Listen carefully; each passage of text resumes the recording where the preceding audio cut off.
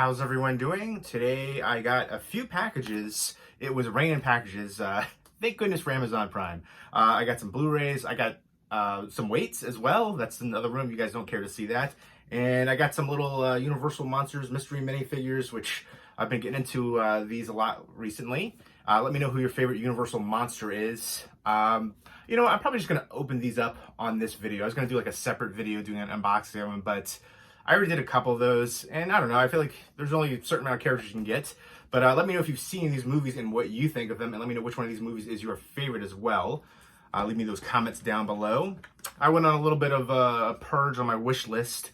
I got the Before trilogy. I've been holding off on getting this for like a while. This is a Criterion release from Richard Linklater. Let me know what your favorite Richard Linklater movie is. I think for me, it might, it's so tough. He's got a lot of great ones. Slacker, to me, I feel like really probably influenced Clerks from Kevin Smith. It just has that kind of like that similar feel to it. But I'm not a big romance movie kind of guy. But Before Sunrise is like one of my all-time favorites. I remember watching that when I was a kid and just loving it. Before Sunset was my least favorite of the trilogy, but I only saw it when it first came out, so I want to revisit it. And then Before Midnight, which came out a few years ago now, I watched that 2013. Wow, was it that long ago? Holy moly. And I remember enjoying that one too. I felt really emotionally honest and authentic. So this was on sale. It was like $49.99 and then some like $12 coupon off on Amazon. So it dropped down, and then with like the tax, I think it was $42, which I think is a good deal for this set. I think it's less than the Barnes & Noble Criterion sale, so I had to jump on it. It slides out, the Digipack's right there. Here's all the special features and talks about the transfer and all that good stuff. Let me know what your favorite romance movie is as well. Here is Before Sunrise, which is the thicker of it because it has a booklet in here, and I'll go ahead and show you. There's Ethan Hawke and Julie Delpy right there. And I remember Julie Delpy was in An American Werewolf in Paris, which I like that movie. That movie got so much hate, but I always enjoyed it. I'd love to see that get a Blu-ray release. And I like the artwork too that they did for it as well. And here is the booklet. Some behind the scenes information and photos and going over the cast and crew and stuff like that. I love when they include the booklets. If you're a fan of the film, I think it's amazing. And next up is Before Sunset from 2004. And Before Sunrise was from 1995. Holy moly. I feel old right there. But again, I love the pictures inside as well. And then Before Midnight, the most recent. And here is the interior.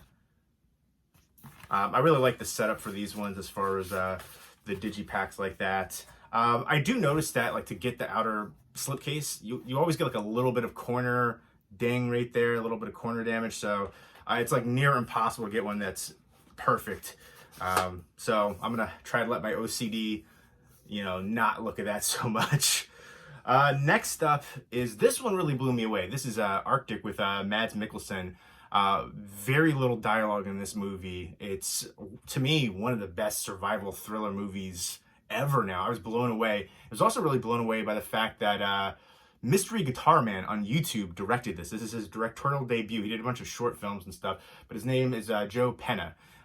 He did tons of videos, like music videos and stuff on here. On YouTube, and I remember he would always come up in like the recommended or popular like years ago. I don't know if he still does now, but like he was always up there. He would do like all kinds of different interesting YouTube music kind of things where he'd be playing one instrument and playing, kind of go in succession. And I thought it was interesting and unique. And I was kind of blown away to hear that he directed this and that it was his directorial debut. I do wish the special features were a little bit more in depth. They're both very short, behind the story behind Arctic, and just him talking about, working with the polar bear, which was very scary for him. And then the special camera they got out, like the widest shot that they could get.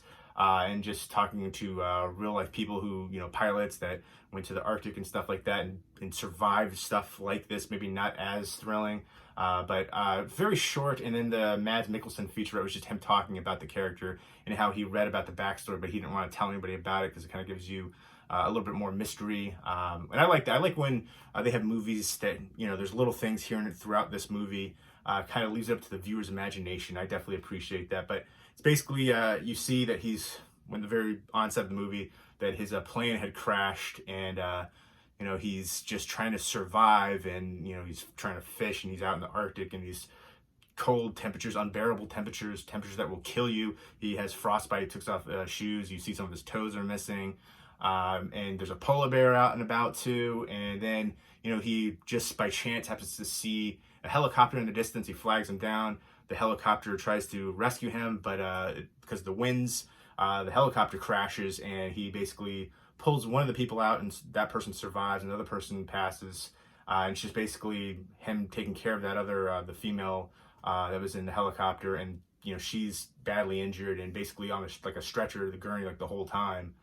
So he's kind of like dragging her around, and he's trying to find this kind of like outpost area, and it's just them trekking through, and it's just these brutal, deadly, conditions essentially, that you can die so many like ways. It's so interesting to me. I love movies with a snowy setting. I love survival movies. To me, this is one of the best survival movies. I would take it right up there with Alive, based on the true story about the soccer team when their plane crashed. But really blew me away about this. Blew everything about it. Just the film itself. It's very dramatically paced, so if you're not into that, be forewarned. I think Mads Mikkelsen was a great lead here. He says a lot with just facial expressions, and again, very little dialogue in here. And I was really surprised that Mystery Guitar Man directed this, and I can't wait to see what he does in the future. I love it. So probably in my top 20 all-time favorite snowy movies as well. Maybe top 25. I feel like, again, I love snowy setting movies. I'd have to really think about the list, but it jumped up there. I was really blown away by this one. So if you like survival thriller movies and kind of desolate climates in the Arctic, definitely check that one out. Again, I just wish there was more special features though. And the special features they had were pretty short. They kind of ended really abruptly. I was like, what? I wanted so much more from that. Deleted scenes in here too. Deleted for good reason, I think, for most of those. Next up is Them. This is an old 50s creature feature, kind of Cold War era. I remember watching this as a kid. I haven't seen it since I was a kid. I got rid of my old Snapper case DVD, and I meant to upgrade the Blu-ray, which is the case I've done for so many movies, and I finally decided to pick this one up. I remember, again, watching this when I was a kid and loving it. Giant ants. I feel like a bunch of them started in the Mexican desert, and I don't know if that's New Mexico and for this one, but I remember there's some other ones. I think maybe was it the scorpion or black scorpion? One of those ones was in the Mexican desert. There's a few other ones too. But yeah, it's, giant ants and creature feature, classic from the 50s. I remember 54. There you go. But, and one thing I wanted to say about this, I was surprised the case wasn't more cracked. There's a couple little pieces that fell out when I opened this up, because Amazon, I just don't know these people that are packaging the boxes. So I had weights, 25-pound dumbbells. And inside this big box with the dumbbell is this. It's just pressed up against the box with the dumbbell, and it's getting it blew my mind that somebody would say, hey, let's put this thin Blu-ray case in there with these weights. Only a couple little cracks here and there, a couple little pieces. I'm not going to complain about it, because I've complained about other issues with Amazon recently. I ordered a Blu-ray with a metal cheese grater, and damaged the side of the box because it was rubbing against the metal cheese. So many different issues I've had recently with Amazon, just because the people shipping it, I guess they don't care. They're dealing so many, things, doing so many different packages up. They probably don't care, just trying to get it out as quickly as possible, but kind of mind-blowing. But there you go. I'm looking forward to revisiting this one. I haven't seen it in a long time. Let me know what your favorite killer bug movie or creature feature movie is. Those could be two separate ones, so give me two separate answers. Yes, I don't know. I love the old 50s sci-fi horror creature features and stuff. A lot of the stop motion animation stuff too. Next up is Hitch. Again, I'm not big into romance or rom-coms, but I remember liking this one. I like Will Smith. I like a lot of the other people involved in here. I'm not a big Kevin James fan though. I heard some stories that he wasn't, the friendliest guy off set. I don't know if that's true or not, but heard things like that. I think that kind of played into how I don't really like his comedy either. It's very safe. It's very kind of generic to me. But I don't know. I know he has a huge fan following. Eva Mendes is stunning. Michael Rappaport's in here too. Adam Arkin, a few other recognizable people. But I remember this one being pretty entertaining. And this is another one where I got rid of my DVD. I meant to pick up the Blu-ray for ages. and I finally picked it up. But I remember just so many ridiculous scenes in here. I just thought it was a fun time. I remember he's getting like the allergic reaction on the face, and he's basically a guy that tries to help other guys like get girls essentially, and he builds up a reputation about it, and he's trying to help Kevin James, and who's like a really nice guy, and some of these other guys do it for the wrong reasons, and it affects his relationship right there that he's trying to get with Eva Mendes as well, and he's really authentic too, and I really like him as an actor, Will Smith. I feel like he can do a wide variety of roles: dramatic, action, comedic. I'm looking forward to seeing the new Bad Boys for Life movie. I'm a fan of that franchise. And I actually watched the new Aladdin movie recently, the live action one, and I was surprised by that. I thought he did a really good job as the genie. You can't really compare him to Robin Williams. It's just really unfair for anybody, even just doing the voice work for that. But I was pretty impressed by it. And Gemini Man, mixed feelings on that. Let me know if you saw that one. I like aspects of it, and for the 4K was stunning, but it was also kind of jarring as well to see the frames per second rate differential. That kind of, I think it's 60 frames per second instead of 24 frames per second, which is the usual. So that was really something unique. And I like the visual effects there to make young Will Smith too. Way better than The Irishman for the CG effects for the look, make them look younger essentially. I don't know what they did for The Irishman, but it did not work. There were guys in their 70s trying to be people in like their late 30s, early 40s, and they look like they're in their 60s. For the Gemini Man one, it looked like Will Smith. It looked authentic. He looked like how he was supposed to look. So, yeah, I'm excited to check this one out. I feel like this is a good date movie. Valentine's Day is coming up soon. Maybe something like this. Let me know what your favorite date movie is. Your favorite rom-com, stuff like that. You know what I always talk about loving for a good date movie is Zombieland. And I think, I remember I did a video years ago about that. Favorite date movies. And I think Before Sunrise was on that list.